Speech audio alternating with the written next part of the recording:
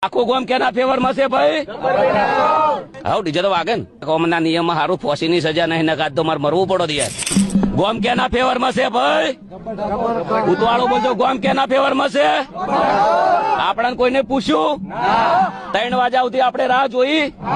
અમારો પ્રોગ્રામ હતો તો છતાં કેન્સલ કરીને અમે વાટ જોઈ, પણ અમને કોઈ બોલાયા નથી. અમારા ગામમાં કોઈ મિટિંગ પેલા થઈ નથી અને બંધારણનું અમને કોઈ કીધું નથી. ઓલરેડી અમે મિટિંગ કરવા ગયા હતા કે અમારે ભાઈ અમારા જે આયોજક હતા પણ એમનું કોઈ માન્યું નતું અને આ પોતે ડિસિઝન લઈ લીધું છે એમને. બરાબર, એક વખત કાયદો હોય તો કોર્ટ બી પૂછે છે કે ભાઈ આરોપીને તારો ગુનો તને કબૂલ છે? આ પૂછવામાં આવે છે.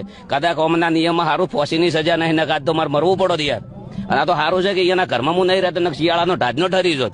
પોતે ડિસિઝન લઈ લેવું, પોતે બોલવું, એમને ખબર નહીં કે શું કરવું શું ના કરવું એમ.